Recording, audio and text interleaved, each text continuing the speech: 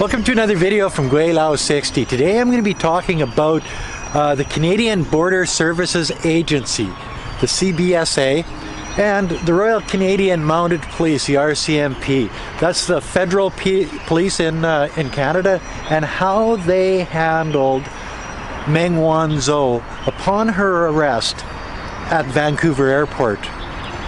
Okay, well, see, everybody in Canada is given rights. Whether you're a visitor, a permanent resident, a citizen, it really doesn't matter. Everybody has to be dealt with exactly the same in our legal system. You have rights. You have rights is what it comes down to. Okay, so Mrs. Meng got off an airplane transferring from Canada on her way to Mexico, and the RCMP had an arrest warrant dealing with an extradition with the United States. And I'm not going to get into that in this video, but I will get into it in a future video because I'm going to do a 4-part series on this, not one after another. I'll do this one now, and in about a week I'll pop out another one, and so on.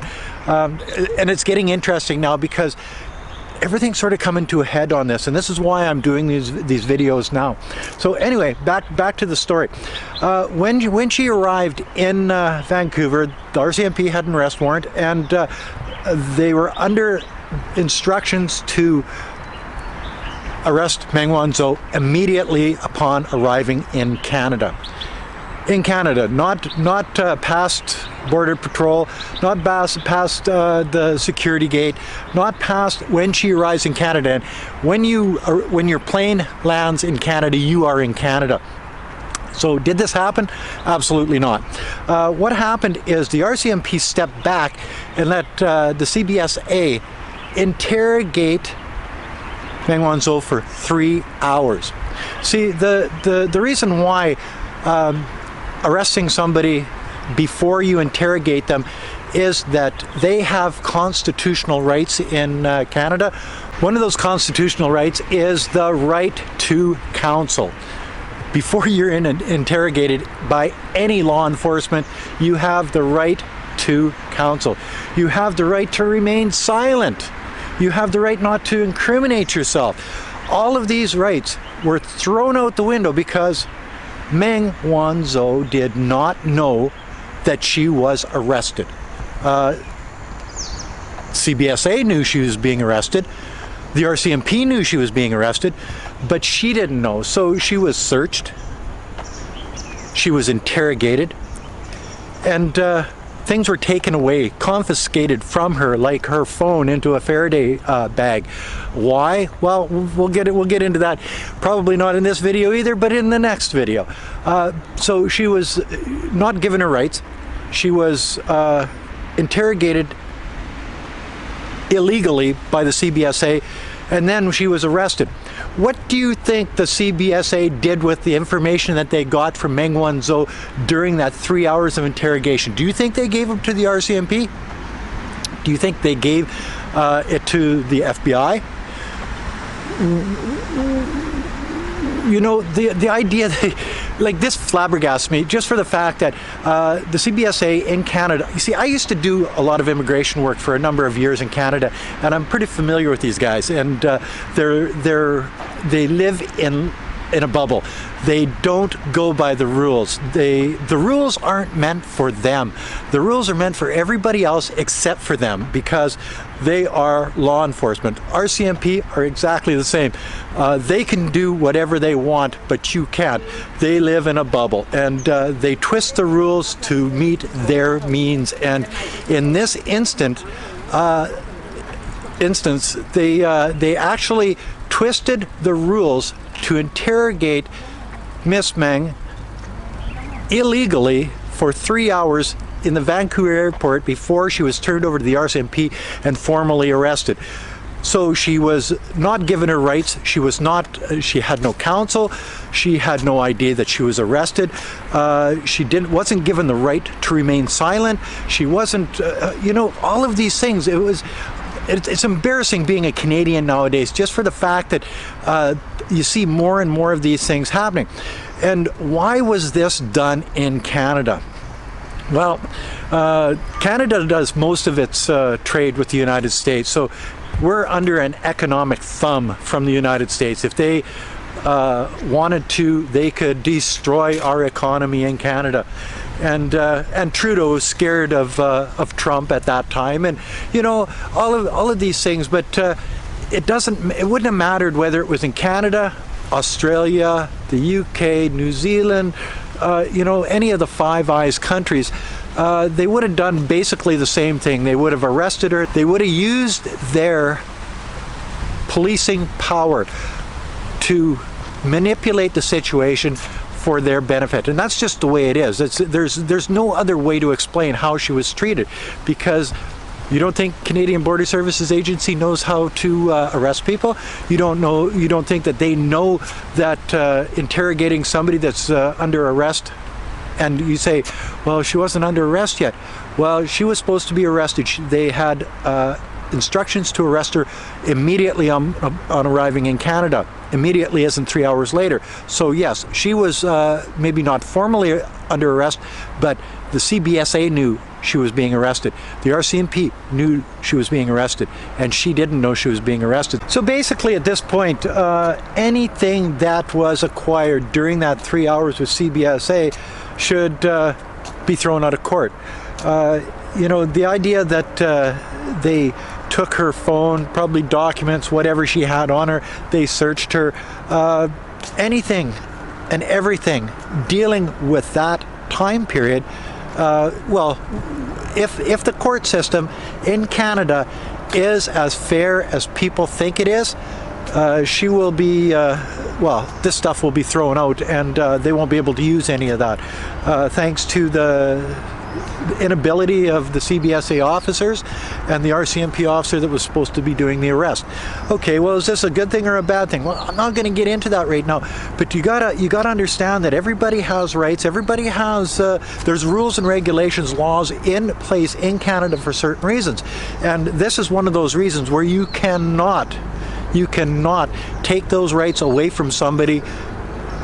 Even the Prime Minister of Canada, even the judge, cannot take those rights away from a person in Canada. So for the CBSA and the RCMP officer to try to take those rights away was absolutely wrong. There's another thing that you have to understand, that during these times where the American government is so adamantly against China, so adamantly against Chinese large business, like Huawei Technologies Corporation is the largest telecommunications company in the world. They have the best technology. They have 5G. They're a big competition to American companies, like a huge competition to American companies, and the United States has been taking shots at them. Not only do they take shots at the company and saying, well, we're going to lobby every other country that we know that's going into 5G and try to get them to say no to Huawei supplying technology and parts for these 5G setups. But they're also going to attack smaller companies like ZTE. They're going to attack any company that's in competition with those American companies, and this is just one of those attacks, I guess, is what you're going to call it. It's a beautiful day, eh? Wow, walking by the river here in Nanning, China, but they're attacking the company. They're attacking the employees of these companies. They're attacking the people that were going to buy from these companies. This is just another way to attack Huawei and try to take advantage of their position politically, rather than just being in regular competition with them like any other company should be. Having a government attack a company is not a fair way to do business. But you notice the States hasn't been very fair to anybody over the last 4 years, and I'm wondering after Trump's gone whether that's going to change. I doubt it. I think that it's the same thing, you know, just a different leader.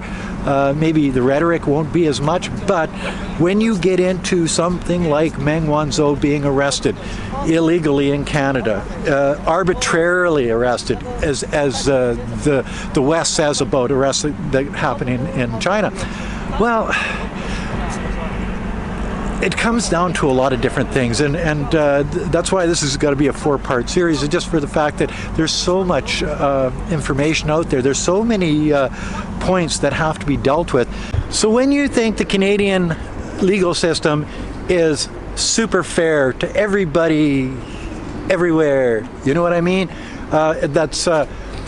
That might be true when you get into the court system. That might be true when you're in front of a judge with good character. That doesn't mean that the police, the CBSA, Canadian Border Services Agency, that doesn't mean that these guys are fair. There's a lot of the bullies out there. There's a lot of people that have positions like that think they are above the law, think they don't have to go by the rules. You have to go by the rules, but I don't, because we make the rules, we enforce the rules, so we can do whatever we want. Well, we're going to find out if the Canadian legal system is politically inclined to extradite Meng Wanzhou, and we'll look at things like this and throw this stuff out of court, or not. If they don't throw it out because she was illegally detained, illegally searched, she wasn't given her rights before she was interrogated, then her rights and everybody else's constitutional rights in Canada can be just stomped on by your local RCMP officer or your Canada Border Services Agency officers. I guess we're going to wait and see, and she's coming up real quick, and that's probably why I'm doing these videos now, is because things are getting interesting. Anyway, that's another video from Gweilo 60. If you like this video, like, comment, subscribe, push that share button. Thanks for watching, and don't forget to tune in to the other 3 parts that I'm going to be doing on this, because it raises questions. It doesn't give answers, but it raises questions, and it lets you see what the judge is going to see. Is a judge going to do the right thing, or is a judge going to take the political route to please the politicians?